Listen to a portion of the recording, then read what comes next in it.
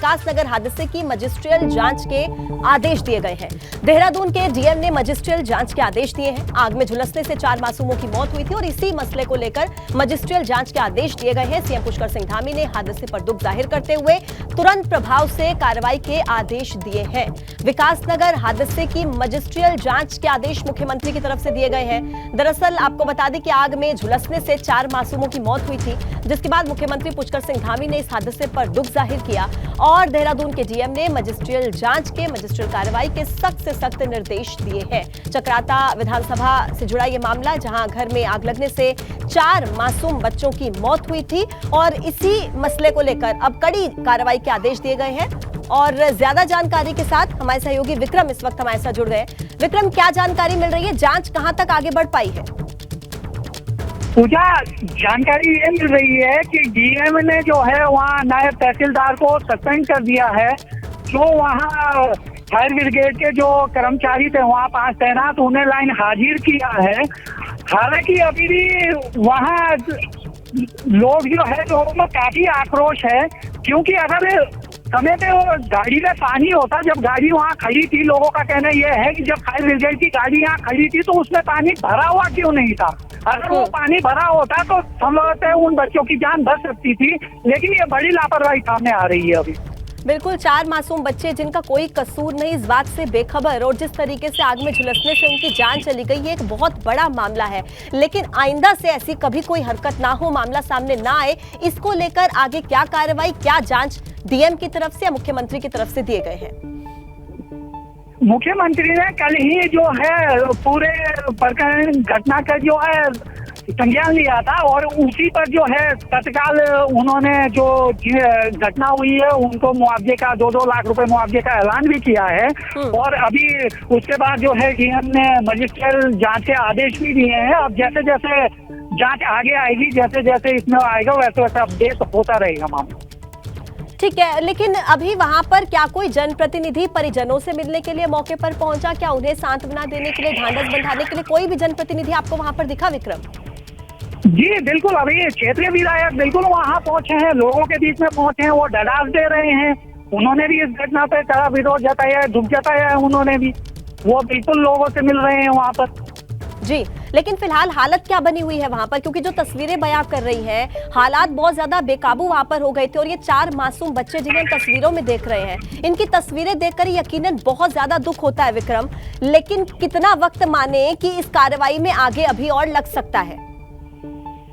पूजा, अगर बताए तो हालात तो यहाँ बहुत बेकाबू है, हर आंख यहाँ नम है। इतनी बड़ी घटना हो गई कि लोगों के सामने ये, और लोग इतने व्यवस्थित कि कुछ भी नहीं कर पाए। अगर शायद क्योंकि गाड़ी वहाँ खड़ी थी, अगर फायर ब्रिगेड में पानी होता तो बच जाते वो लोग। अब यह है कि जांच मजिस्ट्रेट, बिल्कुल ये बहुत बड़ा सवाल है कि अगर वहां पर तमाम पुख्ता इंतजाम होते तो इन बच्चों की जान बच सकती थी। बहुत धन्यवाद आपका जानकारी हम तक पहुंचाने के लिए।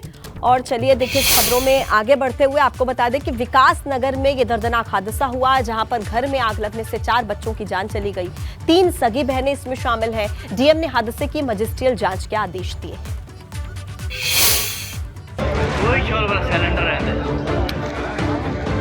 विकासनगर में आग की धधकती लपटों ने 4 मासूम जिंदगियों को छीन लिया। घर में लगी आग की चपेट में आकर 4 बच्चों की मौत हो गई, इनमें 3 सगी बहनें शामिल हैं। सीएम धामी ने ट्वीट कर हादसे पर दुख जताया और अधिकारियों को जांच के आदेश दिए। उधर डीएम ने भी हादसे की मजिस्ट्रियल जांच के आदेश दे दिए हैं। घर में आग लगने का कारण सिलेंडर फटना बताया जा रहा है। लोगों ने घर से धुआं उठते देखा तो प्रशासन को जानकारी दी, मगर जब तक प्रशासन और फायर ब्रिगेड मौके पर पहुंचा, आग का बड़ा सा गुबार उठने लगा। पूरे इलाके में धुआं ही धुआं फैलने लगा। कुछ ही देर में घर में आग की लपटें निकलने लगी।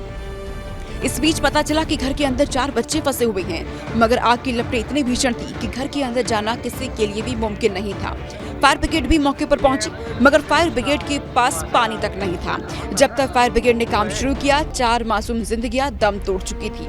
अब सवाल ये है कि आखिरकार इस हादसे के बाद क्या सरकारी सिस्टम की लापरवाही पर कार्रवाई होगी? एबीपी गंगा के लिए विकासनगर से विक्रम सिंह की रिपोर्ट।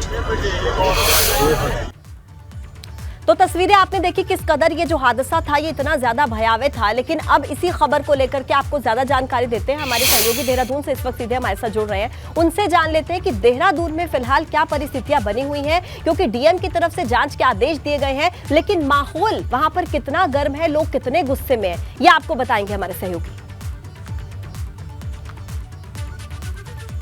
मुझे देखिए बहुत दुखद घटना है और देहरादून की डीएम सोनिका और जो एसएसपी हैं वो मौके पर पहुंचे हुए हैं, वो मुआवना कर रहे हैं। फिलहाल अभी अगर फौरी तौर पर देखा जाए तो 2 अधिकारियों पर कार्रवाई की है, तहसीलदार और वहां जो अग्निशमन के अधिकारी हैं उनको लाइन हाजिर किया गया। लेकिन ये बहुत बेहद दुखद घटना है और सामान्य घटना भी नहीं है, और अधिकारी कर्मचारी जो वहाँ मौजूद थे वो अगर वक्त पर इस पर कार्रवाई कर देते तो निश्चित तौर पर जो मासूम मरे हैं उनकी जान बच जाती, क्योंकि जिस तरह से लपटें वहाँ उठ रही थी, जिस तरह से आग फैल रही थी लगातार, आसपास के क्षेत्र में फैलने की संभावना जताई जाती है। और फायर ब्रिगेड ने जो बात कही है, जानकारी ये भी मिली है, स्थानीय लोग ये भी बता रहे हैं कि जो फायर ब्रिगेड के जो कर्मचारी थे उन्होंने वहाँ शराब पी रखी थी और नशे में थे, तो नशे में होने की वजह से वो वक्त पर वहाँ नहीं पहुँच पाए और इतनी बड़ी घटना ये उत्तराखंड में हो गई है। बेहद दुखद घटना है, मासूम 4 बच्चों की जान चली गई है। 10 से 11 साल की इनकी उम्र थी, एक बच्चे की 5 साल उम्र थी और एक की 2.5 साल उम्र थी। कोई भी जो स्थानीय व्यक्ति था वो उनको बचा नहीं पाया, क्योंकि आग ने इतना विकराल रूप ले लिया था कि अंदर जाना मुश्किल हो पा रहा था, क्योंकि लकड़ी का मकान था, पूरी तरह से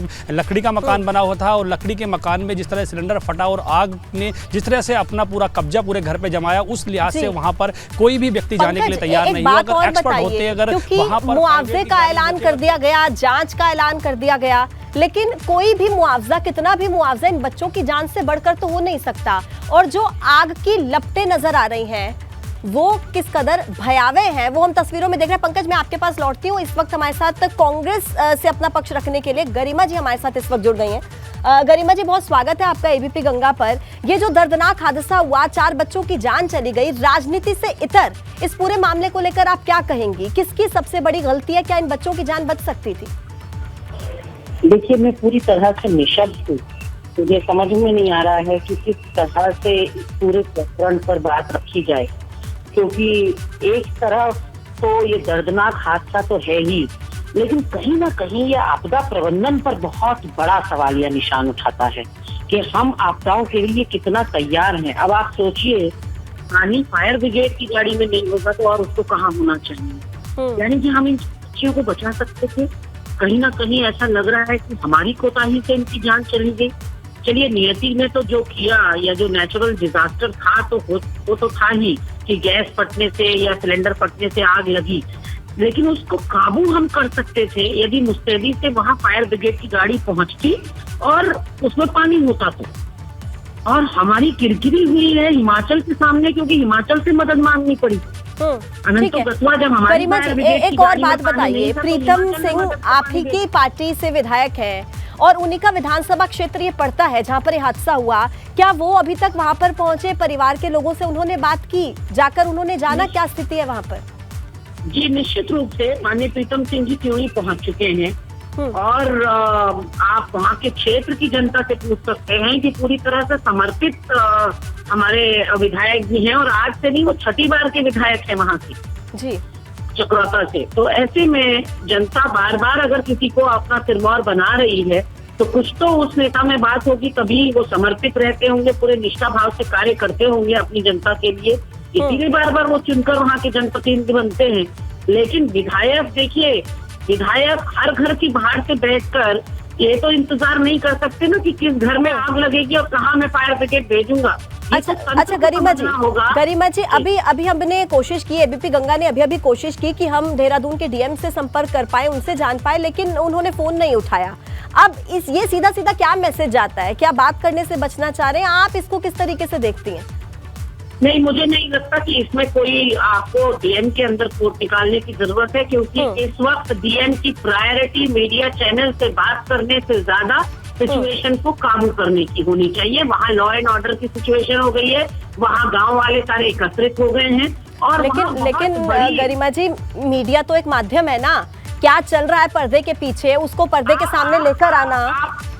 आप मुझे बताइए कि एक प्रायोरिटी किसी भी जिलाधिकारी के लिए क्या होनी चाहिए? फोन उठाकर मीडिया चैनल्स को बाइट देने की प्रायोरिटीज होनी चाहिए। आपका चैनल अकेला तो है नहीं, आपकी तरह कई चैनल्स हैं, तो मुझे लगता है कि जिलाधिकारी की प्राथमिकता इस वक्त जिले में लॉ एंड ऑर्डर देखने की होनी चाहिए। क्या बढ़िया से बढ़िया हो सकता लेकिन है। एक बात बताइए, लोगों के गुस्से का जवाब कौन देगा? ना डीएम फोन उठाते हैं, ना कोई बात करता है मीडिया से। मैंने आपसे जैसा कहा, मामले को शांत तो होने दीजिए। डीएम साहब भी आएंगे या पुलिस के अधिकारी भी आएंगे, जो भी आपको चाहिए होगा वो आपके चैनल पर आएगा। लेकिन ये समझ लेना कि इस वक्त प्राथमिकता आपके चैनल पर बात करना है, मुझे लगता है कि वो बेमानी होगा। इस वक्त उनके लिए बहुत सारी और प्राथमिकताएं हैं और मुझे लगता है कि उनको समय। ठीक है गरिमा जी, आप कह रही हैं हम इंतजार करते हैं, क्या इस मामले को लेकर आप लोग या प्रशासन जवाब दे पाता है? क्योंकि निःशब्द है, इस मामले पर क्या ही जवाब होगा? जिस घर से 4 बच्चे चले जाते हैं, निश्चित तौर पर उस घर पर क्या बीत रही होगी, और जवाब तो हर कोई चाहता है। गरिमा जी बहुत धन्यवाद आपका हमारे साथ जुड़ने के लिए, अपनी बात रखने के लिए। पंकज, आप सुन रहे थे गरिमा जी को, वो कह रहे हैं कि इस वक्त हमारी प्राथमिकता है कि वहां पर सिचुएशन को हम कंट्रोल करें, और निश्चित तौर पर ये प्रायोरिटी होनी भी चाहिए। लेकिन क्या ये बात पहले समझ में नहीं आती जनप्रतिनिधियों को? हादसा होने से पहले अलर्ट नहीं हो पाते हैं ये? मुझे देखिए 24 घंटे का वक्त होने वाला है। 24 घंटे के अंदर हर प्रतिनिधि को वहां पहुंचना चाहिए था। बात ये नहीं है कि प्रायोरिटी क्या है, बात ये है कि आपको जवाब देना है, आपको ये बताना है कि ये कमी कहाँ हुई है, चूक कहाँ हुई है, कहाँ दिक्कतें रही हैं, क्यों नहीं फायर ब्रिगेड गाड़ी मौके पर पहुंची, आपका प्रशासन तंत्र क्यों नहीं एक्टिव है, क्यों बार बार लोगों को अपनी जान गंवानी पड़ती है, मासूम बच्चों को जान गंवानी पड़ती है। सवाल ये नहीं है कि प्रायोरिटी चैनल है या आपको काम करना है। ठीक है कि आप अपने फील्ड में हैं, आप मौके पर हैं, लेकिन आप जवाब तो देंगे ना। जवाबदेही तो किसी की बनेगी ना कि किसकी वजह से इन बच्चों की जान गई है। प्रशासनिक अमला अगर मौजूद होता, तंत्र अगर मुस्तैद होता, तो निश्चित तौर पर फायर ब्रिगेड गाड़ी वहां पहुंच जाती और बच्चों की जान बच सकती थी। कुछ स्थानीय लोग भी मदद करने के लिए तैयार थे, वो लोग वहां पर लगातार कोशिश कर रहे थे किस तरह से बच्चों को बचाया जाए। लेकिन जब फायर ब्रिगेड की गाड़ी ही मौके पर नहीं पहुंची, प्रशासनिक अमला ही तैयार नहीं था, पुलिस के लोग तैयार नहीं थे, फायर ब्रिगेड की गाड़ी वहां पर मौके में नहीं पहुंची। जानकारी मिली है कि जो ये कह देना कि मीडिया को बाइट देना ये हमारी प्रायोरिटी नहीं है, इस तरीके से सवालों से लोगों के गुस्से से बचा नहीं जा सकता है। पंकज बहुत धन्यवाद आपका।